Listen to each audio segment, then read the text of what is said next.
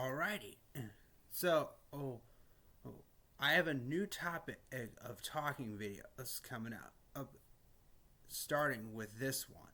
And so, you guys may remember yesterday I made a video me talking about the members and musicians of the 27 Club. And I wanted to start talking about a few of the musicians that were in the 27 Club, or at least the ones that I'm most familiar with. That consisted with Jim Morrison, Janis Joplin, Jimi Hendrix, Kurt Cobain, and Amy Winehouse. So I'm going to be making separate videos talking about them and their early life, their career, and their death. And I'm going to start with Janis Joplin. So I went on Wikipedia and found all the stuff about her early life, career, and death. So I'm going to try and get through all of that. And I think I'm going to have a lot of ground to cover. So I don't know how long this is going to take, but we're going to find out. So let's not waste any time and get started.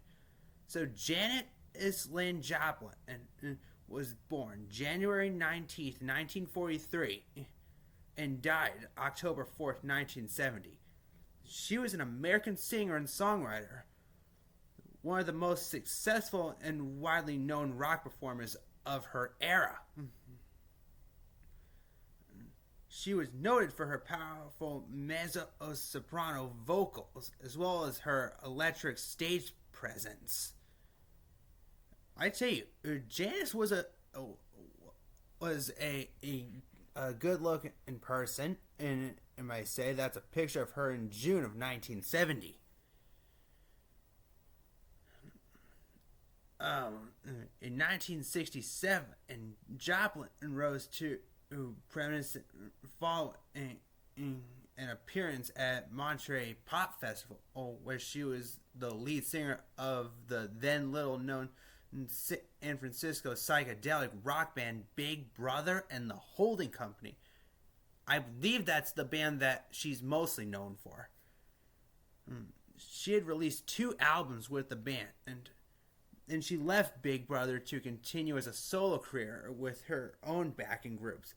First, the Cosmic Blues Band, and then Full Tilt Boogie Band. And she appeared at the 1969 Woodstock Festival and on the Festival Express train tour. Let's see.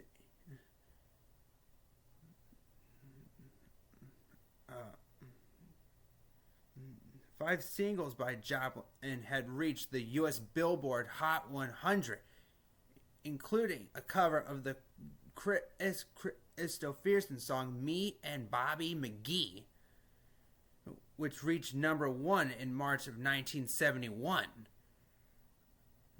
Her most popular songs include her cover versions of Piece of My Heart, Cry Baby, Down on Me, Ball and Chain, Summertime, and her original song Mercedes Benz, which just happened to be her final recording. Joplin had died of a heroin overdose in 1970 at the age of 27. It's put her as one of the members of the well-known 27 Club. After releasing 3 albums, 2 with Big Brother and the Holding Company, and 1 solo album. A second solo album, Pearl, was released in January of 1971, 3 months after her death. It reached number 1 on the Billboard charts. She was inducted into the Rock and Roll Hall of Fame in 1995. Rolling Stones had ranked Joplin number 46 on its 2004 list of the 100 greatest artists of all time, and number 28 on the 2008 list of 100 greatest singers of all time. She was dubbed the Queen of Rock and named her one of the 50 great voices. Alright, let's get into the early life. Starting from the beginning, when she was born in Port Arthur, Texas in 1943 on January 19th. She was born to Dorothy Bonita East. She was a registrar at a business college, and her husband Seth Ward, who is an engineer at Texaco. She had two younger siblings, Laura and Michael. The family attended First Christian Church of Port Arthur. Her parents had felt that Janis needed more attention than their other children. As a teenager, Joplin befriended a group of outcasts, of whom had albums by blues artists Bessie Smith, Ma Rainey, and Lead Belly, which Joplin later credited with influencing her decision to become a singer. She began singing blues and folk music with friends at Thomas Jefferson High School. In high school, she was a classmate of Pro Football Hall of Fame coach Jimmy Johnson. Joplin stated that she was ostracized and bullied in high school. As a teen, she became overweight and suffered from acne, leaving her with deep scars that required dermabrasion. Other kids at high school would routinely taunt her and call her names such as pig, freak, creep, and so many other things I won't say on here.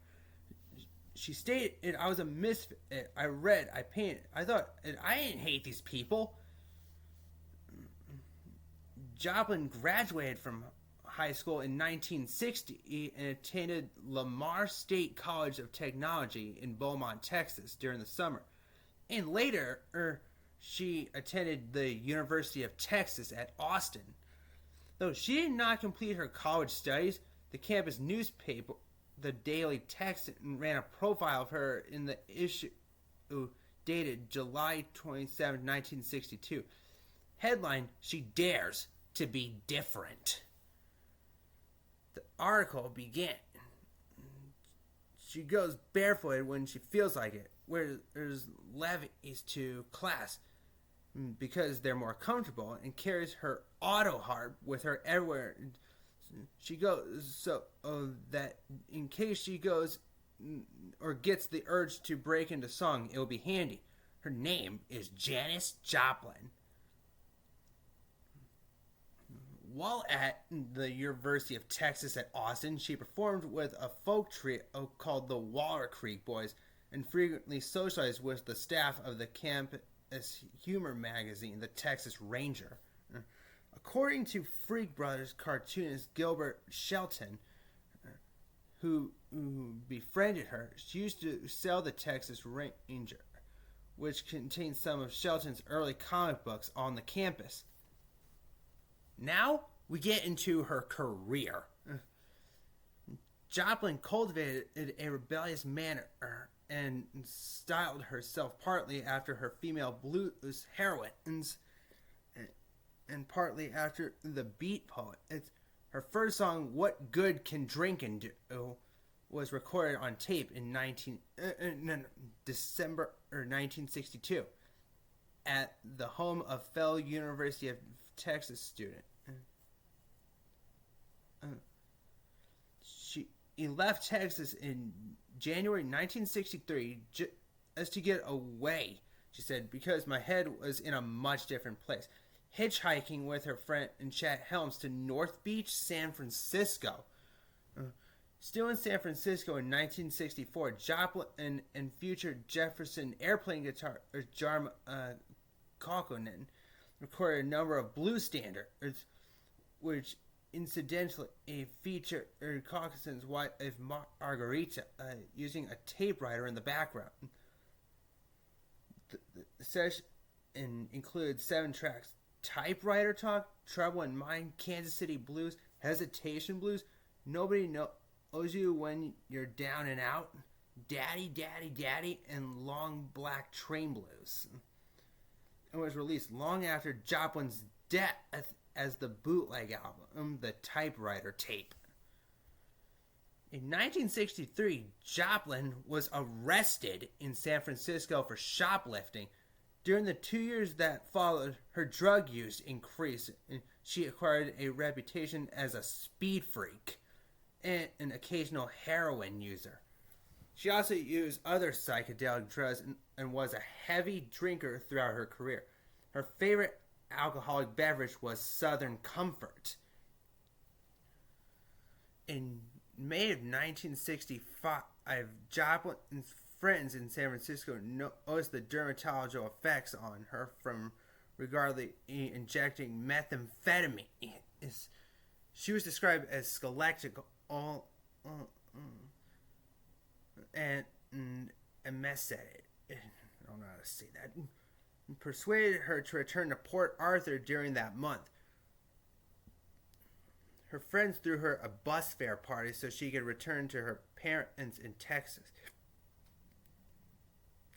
5 years later, Joplin told Rolling Stone magazine writer David Dalton the following about her first stint in San Francisco. I didn't have many friends, and I didn't like the ones I had. Back in Port Arthur in spring of 1965, after Joplin's parents noticed her weight of 88 pounds and 40 kilograms, she changed her lifestyle. She avoided drugs and alcohol, adopted a beehive hairdo, and enrolled as an anthropology major at Lamar University. Her sister Laura said in a 2016 interview that social work was her major during her year at Lamar. During her time at Lamar University, she commuted to Austin to sing solo, accompanying herself on acoustic guitar. One of her performances was at a benefit by local musicians for Texas bluesman and Lipscomb, who was suffering with ill health. Joplin became engaged to Peter DeBlanc in the fall of 1965. She had begun a relationship with him towards the end of her first stint in San Francisco, now living in New York where he worked with IBM computers. He visited her to ask her father for her hand in marriage. Joplin and her mother began planning the wedding. DeBlanc, who traveled frequently, ended the engagement soon afterwards. In 1965 and 1966, Joplin commuted with her family's from her family's Port Arthur home to Beaumont, Texas, where she had regular sessions with a psychiatric social worker named Bernard Giartano at a counseling agency that was funded by the United Fund, which after her death changed its name to the United Way. Let's see.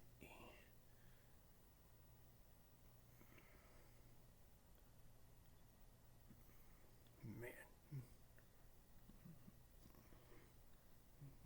Joplin and had been baffled by how she could pursue a professional career as a singer without relapsing into drugs. And her drugs-related memories from immediately prior to returning to Port Arthur continued to frighten her. Joplin sometimes brought an acoustic guitar with her to her sessions with Giartano, and people in other offices within the building could hear her singing. Giartano tried to reassure her that she did not have to use narcotics to succeed in the music business. She also said that if she were to avoid singing professionally, she would have to become a key punch operator, as she had done a few years earlier, or a secretary. And then, a wife and mother, she would have to become similar to all the other women in Port Arthur. After approximately a year before Joplin joined Big Brother and the holding company, she recorded 7 studio tracks with her acoustic guitar. Among the songs she recorded were her original composition of the song Turtle Blues, and an alternate version of Codeine by Buffy St. Mary. These tracks were later issued as a new album in 1995 titled This is Janis Joplin 1965 by James Gurley. Alright, 1966 to 1969, Big Brother and the Holding Company.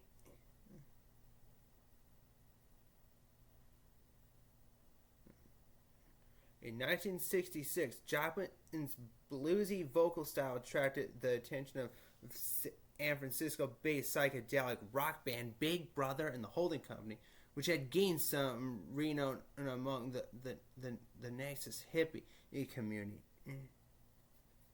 in Haight-Ashbury. She was recruited to join the group by Chet Helms, a promoter who was managing Big Brother, and with whom she had hitchhiked from Texas to San Francisco a few years earlier. Helms sent in his friend Travis Rivers to find her in Austin, Texas, where she had been performing with her acoustic guitar, and to accompany her to San Francisco.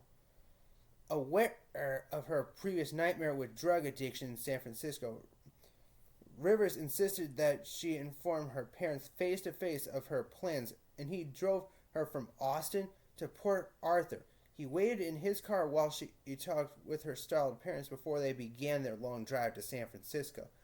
She gave her parents the impression Austin was her final destination. It was the location of the rock band she was joining. Joplin joined Big Brother on June 4th, 1966. Her first public performance with them was at the Avalon Ballroom in San Francisco. Soon after that, her parents received a letter from her, and that was how they learned she was in San Francisco, not Austin.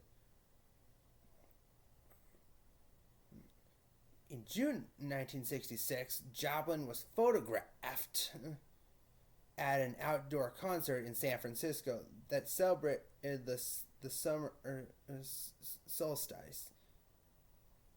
And the image, which was later published in 2 books by David Dalton, shows her before she relapsed into drugs.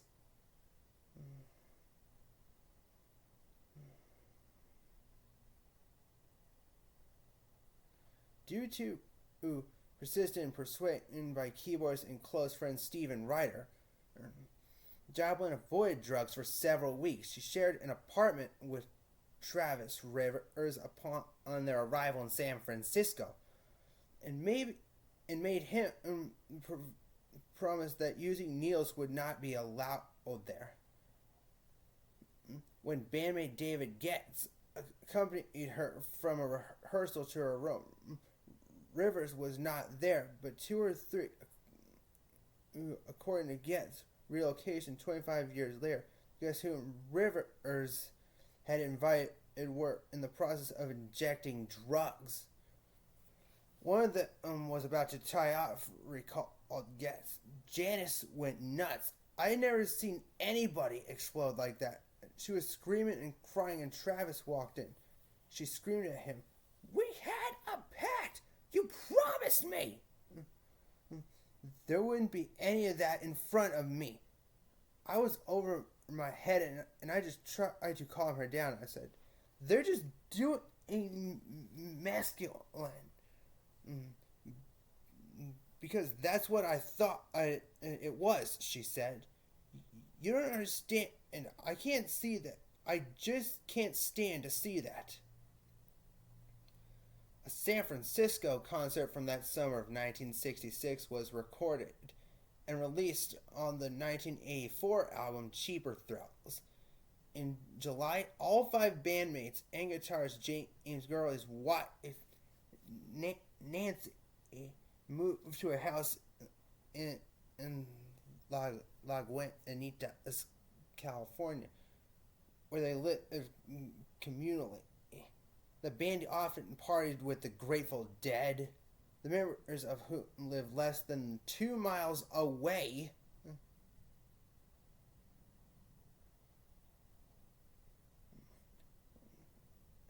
The band went to Chicago for a 4-week engagement in August of 1966, then found itself stranded after the promoter ran out of money when its concert did not attract the expected audience levels, and he was unable to pay them.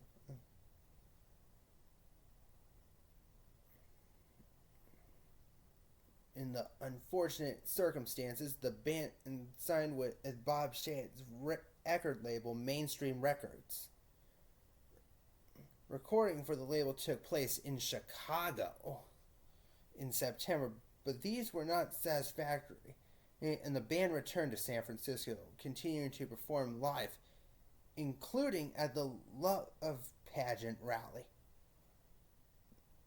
The band recorded 2 tracks, Blind Man and All Is Loneliness, in Los Angeles. In late 1966, Big Brother switched managers from Chet Helms to Julius Carpen. One of Joplin's earliest major performances in 1967 was at the Mantra Rock Dance, a musical event held on January 29th at the Avalon Ballroom by the San Francisco Krishna Temple. Janis Joplin and Big Brother performed there along with Krishna's founder, Baba Savarida Swami, Allen Ginsberg, Moby Grape, and the Grateful Dead. Donating proceeds to the Krishna Temple. In 1967, Joplin met Country Joe McDonald of the group Country Joe and the Fish. The pair lived together as a couple for a few months in her Lion Street apartment. A driver's license issued to Joplin in 1967 shows her residence as 122 Lion Street, number 3 in San Francisco. Joplin and Big Brother began playing clubs in San Francisco at the Fillmore West Winterland and the Avalon Ballroom. They also played at the Hollywood Bowl in Los Angeles, as well as in Seattle, Washington, Vancouver, British Columbia, the Psychedelic Supermarket in Boston, Massachusetts, and the Golden Bear Club in Huntington Beach, California.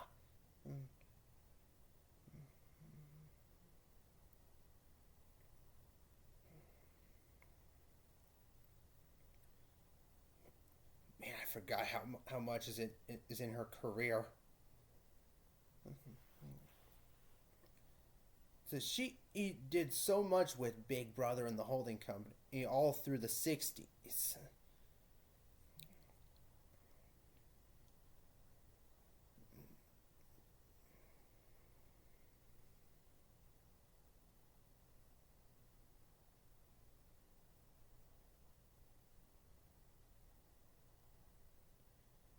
She also played at the Monterey Pop Festival.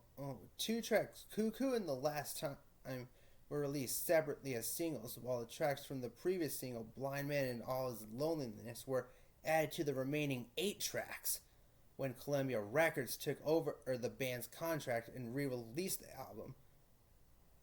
They included Cuckoo and The Last Time and put featuring Janis Joplin on the cover.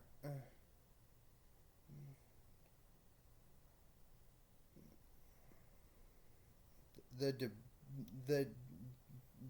Debate album spawned 4 minor hits with the single Down Me, which is a traditional song arranged by Joplin. They had Bye Bye Baby, Call on Me, and Cuckoo, on all of which Joplin sang the lead vocals.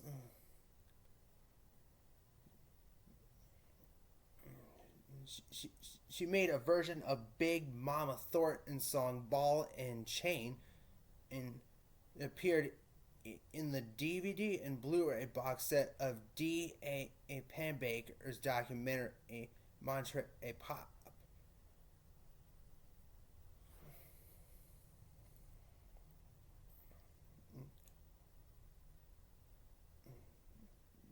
At one point, an explanation came from Big Brother's road manager, John Byrne Cookie, who remembers that Pennebaker discreetly filmed the audience, including Elliot, during Big Brother's Saturday performance when he was not allowed to point in a camera at the band. And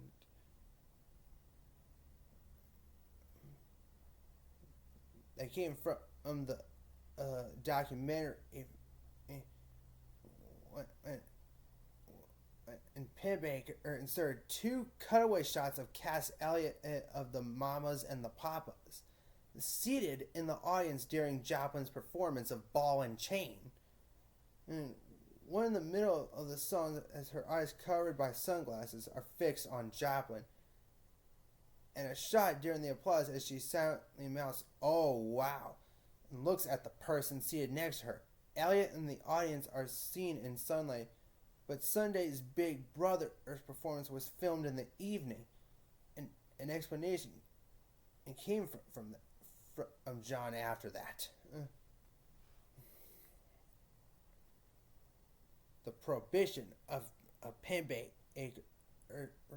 from filming on Saturday afternoon came from Big Brother's manager, Julius Carpet. The band had a bitter argument with Carpet and overruled him as they prepared for their second set that the festival organizers had added on the spur of the moment. Alright, I'm going to skip a little bit.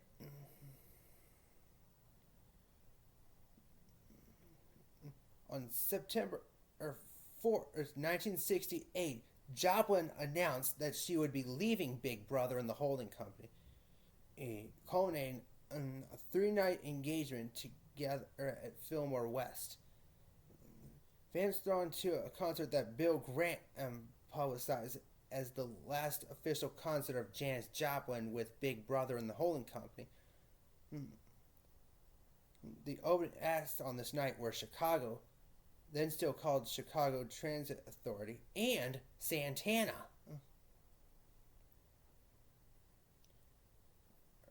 Alright. On Sunday, August 17th, 1969, Joplin appeared at Woodstock starting at approximately 2 a.m.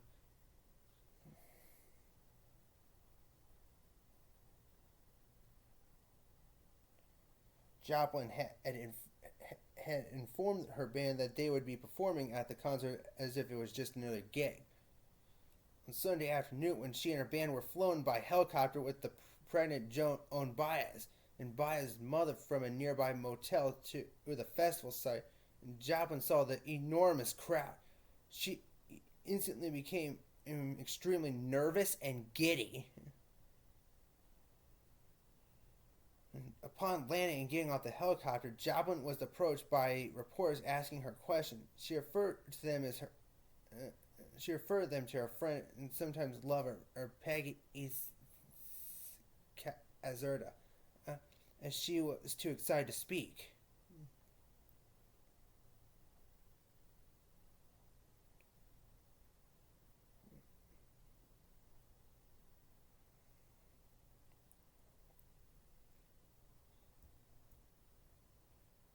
She'd also been going crazy with fashion. She began wearing colored feather or boas in her hair. She had not worn them at the May 21st Hell's Angels party concert in Raphael. That was when she had began touring with the Full Tilt Boogie Band. And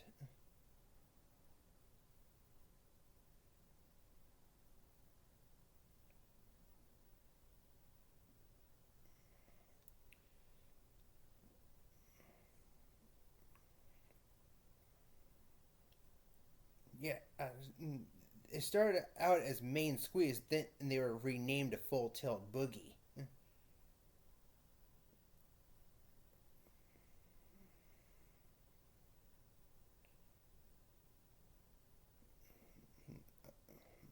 among among some of the interviews that she has been through, oh, Joplin's last public appearance was two broadcasts on the Dick Cavett Show.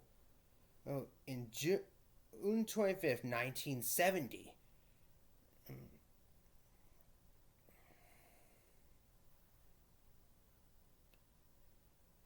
She had been voted ugliest man on campus by frat boys.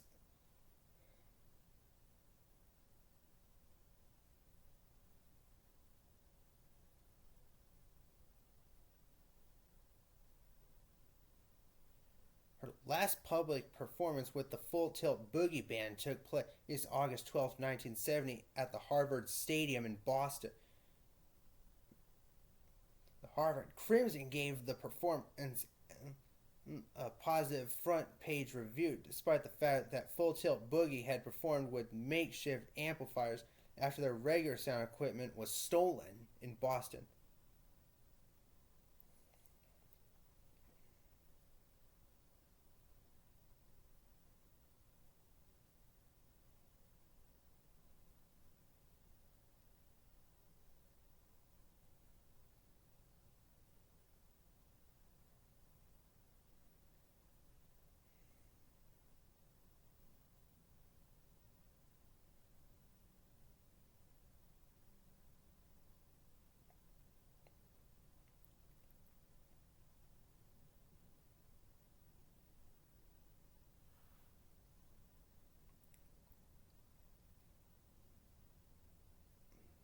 All right, and I'm gonna skip again, and I'm gonna go down to the death.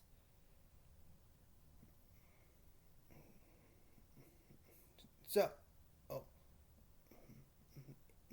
in October of 1970, she had completed her last recording, Mercedes Benz, which was recorded in a single take. Joplin visited Sunshine Sound on records to listen to the instrumental track for Nick Gravenite's song "Buried Alive in the Blues," which the band had recorded earlier that day.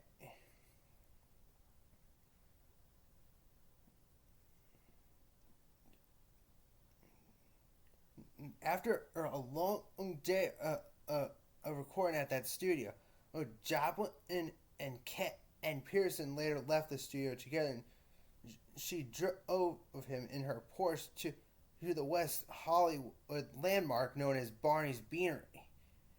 Friedman wrote, "At the bar she drank vodka and orange juice, only two of them.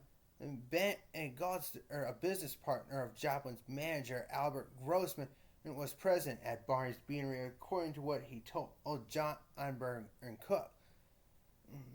Immediately after he learned of her death, evidently Joplin had a friendly conversation with a young man whom she did not know, and expressed admiration for her music. After midnight, she drove Ken Pearson and the male fan to the landmark where she and Pearson were staying in separate rooms. During the car ride, the fan asked Joplin questions about her singing style. According to Friedman, and she and she mostly ignored him so she could converse with Pearson.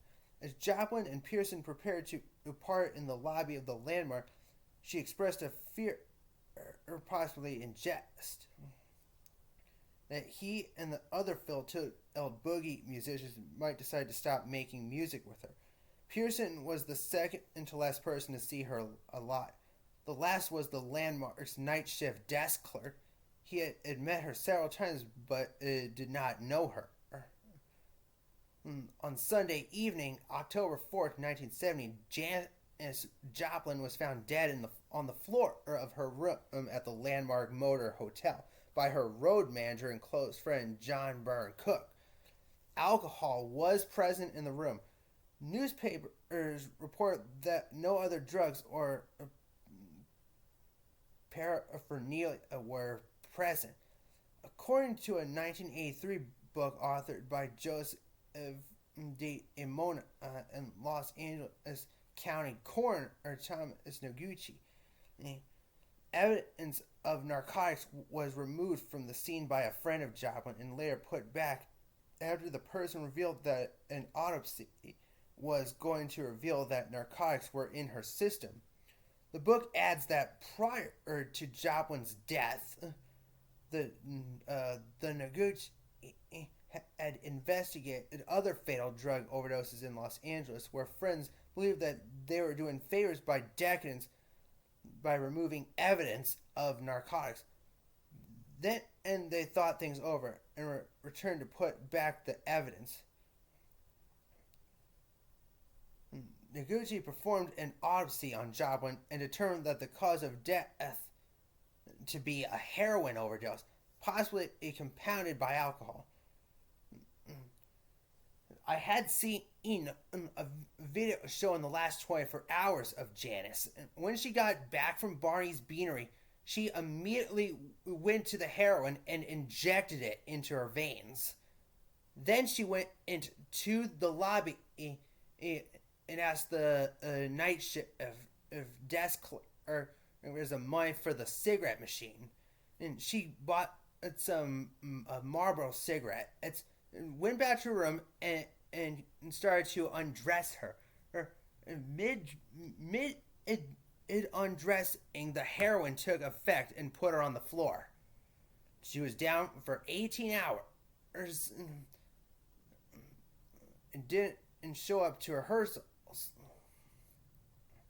And John Byrne Cook believed that Joplin had been given heroin that was much more potent than what she and other LA heroin users had received on previous occasions, as was indicated by the overdoses of several of her dealers' other customers during the same weekend. Her death was ruled accidental. Both Peggy Costard, which was Joplin's close friend, and Seth Morgan, and Joplin's fiancé, had failed to meet Joplin the Friday immediately prior to her death. October 2nd, Joplin had been expecting both of them to keep her company that night. According to Costard, Joplin was sad in that neither of her friends visited her at the landmark as they had promised. During the 24 hours, Joplin and lived after this disappointment, and Costard did not phone her to explain why she had failed to show up. Costard admitted to waiting until late Saturday night to dial the landmark switchboard, only to learn that Joplin had instructed the desk clerk not to accept any incoming phone calls for her after midnight. Morgan did not speak to Joplin via telephone within 24 hours prior to her death, but little is known about that call. She used a phone at Sunset Sound Recorder where her colleagues, there were perhaps 20 to 25 people present, wrote by for Myra Friedman. Noted is that whatever Morgan said to her made her very angry. Peggy Costard had insisted that Joplin's death was not accidental or overdose, but rather a result of a head gash suffered after the hourglass heel of her slingback sandal caught in the shack carpet, causing her to lose her balance. And Costard does concede, however, that drugs and or alcohol may have played a role in hastening her death that night. And Joplin was cremated at Pierce Brothers Westwood Village Memorial Park in Los Angeles, and her ashes were scattered from a plane into the Pacific Ocean. So technically, I don't think she has a final resting place. If you were to go to Westwood and seek that out, you probably have to be really sneaky to find that.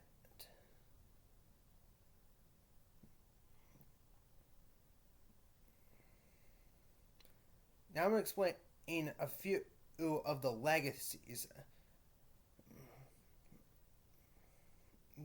After her death in October of 1970 at age 27, making her part of the iconic 27 Club, she joined other people such as canned heat singer Alan Blind Owl Wilson, Jimi Hendrix, Jim Morrison, and plenty of others.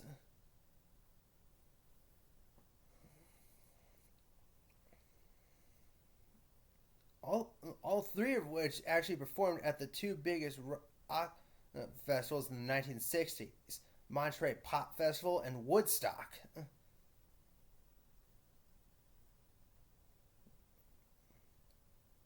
Something I also didn't know is that not only did Janis Joplin stay at the Landmark Hotel, but a room next to her is where Jim Morrison once stayed after his place was on fire. Yeah, right next to Janis's room was Jim's room.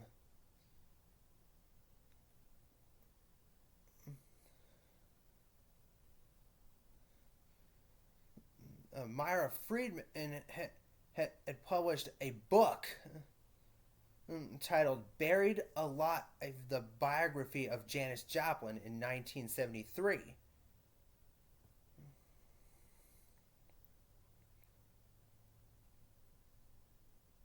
I can say there were so many things about Janis. She had three bands. She had a hard life in high school.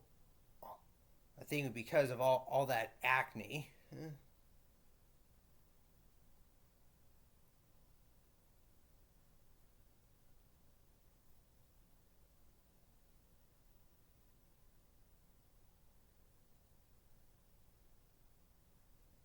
In the 80s, on what would have been Joplin's 45th birthday in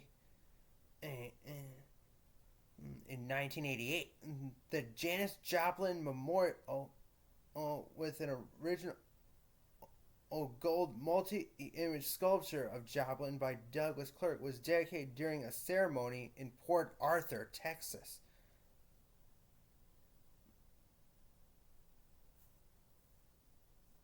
So, I believe that's something people can visit.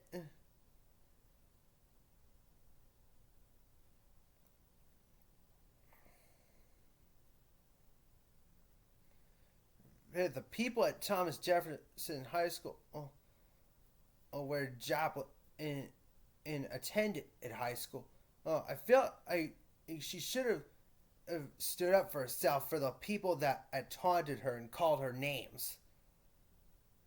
Or maybe she should have talked to her parents a little bit. I'm sure she did some of that, but maybe not enough.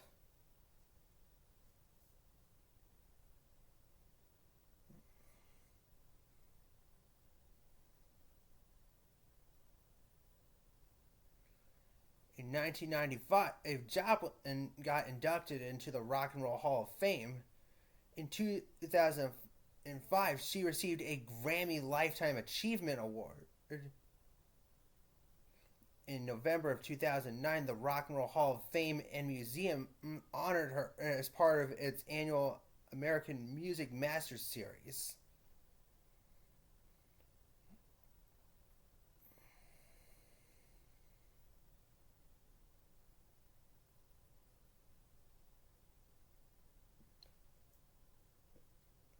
In 2013, in Washington's Arena stage featured a production of A Night with Janis Joplin starring Mary Bridget Davis in it. Joplin performs a concert for the audience while telling stories of her past inspirations, including those of Odetta and Aretha Franklin. The production transferred to Broadway, then went on tour in 2016. In November 4th, 2013, Joplin was awarded with the 2,500 and star on the Hollywood Walk of Fame for her contributions to the music industry. Her star is located at 6752 Hollywood Boulevard in front of the Musicians Institute. On August 2014, the U.S. Postal Service received a commemorative stamp honoring Joplin as part of its Music Icon stamp series. During a first day of issue ceremony at the Outside Lands Music Festival at Golden Gate Park. Among the memorabilia Joplin left behind is a Gibson Hummingbird guitar. And in 2015, the biography documentary film Janis Little Girl Blues, directed by Amy J. Burke and narrated by Cat Power, was released. It was a New York Times Citrix pick. And just recently, in 2023, Rolling Stone ranked Joplin at number 48 on its list of the 200 great singers of all time. Alright, I think that just about wraps this up. And boy, this took me quite a while. I'm at like 46 minutes into the video. And I don't think I have to go much faster. If you want to learn more, go check out Janis Joplin on Wikipedia and read the whole thing for yourself. Or watch the last 24 hours of video to see some of the stuff that I possibly missed in her death and the stuff leading up to that moment. Alright, peace out.